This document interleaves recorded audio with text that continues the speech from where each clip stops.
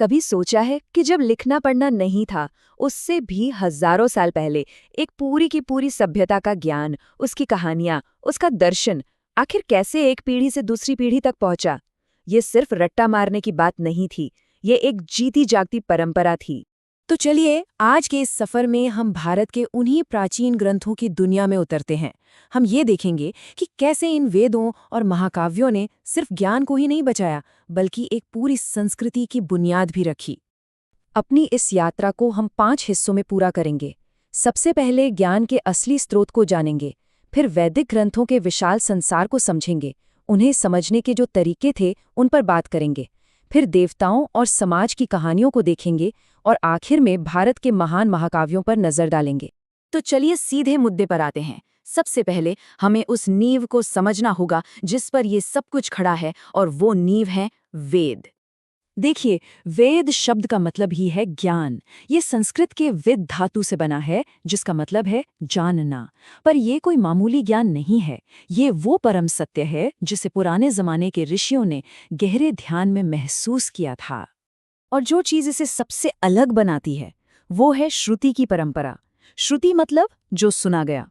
ये कमाल की बात है कि ये ग्रंथ सदियों तक लिखे ही नहीं गए, इन्हें गुरु अपने शिष्यों को सुनाते थे और शिष्य सुनकर याद कर लेते थे। ये सुनने और याद रखने की एक ऐसी सटीक परंपरा थी जिसने ज्ञान को अपने असली रूप में जिंदा रखा। अच्छा, तो ये ज्ञान मुख्य रूप से 4 वेदों में बटा हुआ है। ऋग्वेद सबसे पुराना है, जिसमें देवताओं की तारीफ में भजन है। सामवेद में उन्हीं भजनों को सुर और ताल दिया गया है, मतलब ये संगीत की किताब है। यजुर्वेद में यज्ञ कैसे करना है उसके नियम कायदे हैं। और अथर्ववेद का ताल्लुक आम जिंदगी से है, जिसमें दवा दारू और जादू टोने के मंत्र हैं। जरा इस ज्ञान के पैमाने का अंदाजा लगाइए। अकेले सबसे पुराने वेद यानी ऋग्वेद में ही 1028 भजन या सूक्त हैं। इससे पता चलता है कि उस जमाने में लोगों की आध्यात्मिक और बौद्धिक सोच कितनी गहरी थी।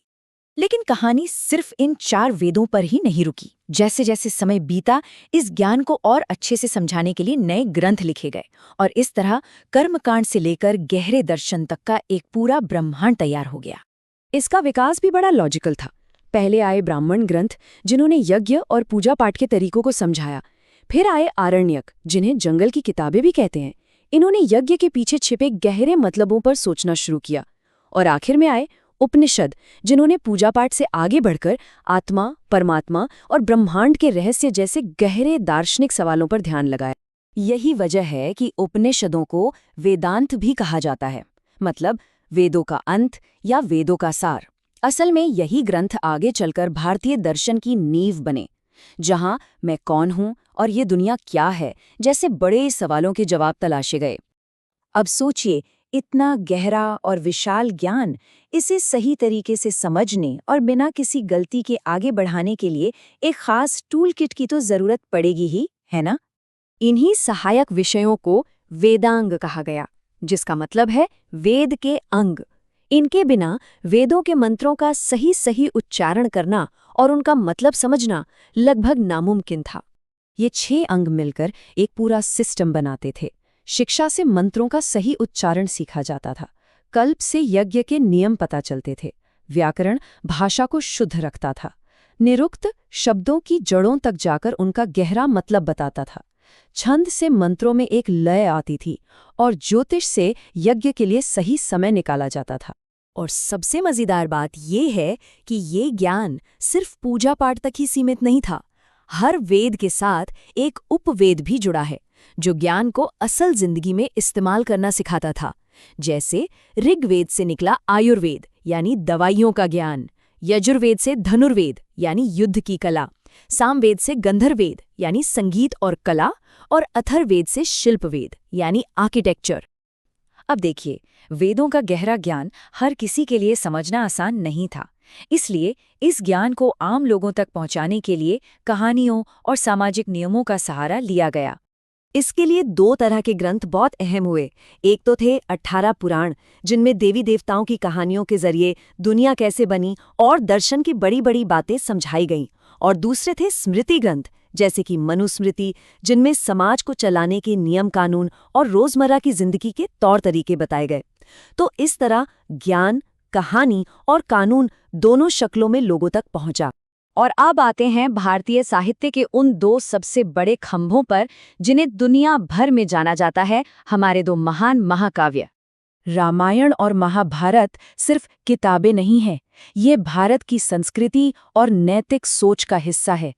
ये धर्म क्या है, कर्तव्य क्या है, त्याग और न्याय क्या होता है, इन सभी मुश्किल सवालों को इंसानी किरदारों की कहानियों के जरिए समझाते हैं। इनमें पहला है रामायण, जिसे ऋषि वाल्मीकि ने करीब 24,000 श्लोकों में लिखा है। ये सिर्फ एक कहानी नहीं, बल्कि एक आदर्श राजा भगवान राम के जरिए धर्म और कर्तव्य का संदेश है, जो आज भी उतना ही प्रासंगिक है। और फिर आता है महाभारत, जो अपने 1,00,000 श्लोकों के साथ दुनिया का सबसे लंबा महाकाव्य है। सोचें, रामायण से भी 4 गुना बड़ा। ये कौरवों और पांडवों के बीच हुए एक महायुद्ध की कहानी है। और इसी विशाल महाभारत के अंदर एक 700 श्लोकों का हीरा छिपा है, भगवत गीता। ये कुरुक्षेत्र के युद्ध के मैदान में भगवान कृष्ण और अर्जुन के बीच की बातचीत है, जो कर्म, धर्म और जिंदगी के मकसद पर दुनिया के सबसे गहरे दार्शनिक ग्रंथों में से एक है। तो श्रुति से लेकर महाकाव्यों तक का ये सफर हमें दिखाता है कि कैसे हजारों सालों तक ज्ञान को जिंदा रखा गया, उसे समझाया गया और कहानियों के जरिए हर इंसान तक पहुंचाया गया। पर असली सवाल तो ये है, हजारों साल पुरानी ये कहानियां और ये दर्शन आज की हमारी इस मॉडर्न दुनिया में हमारे लिए क्या मायने रखते हैं? इस पर विचार जरूर कीजिएगा।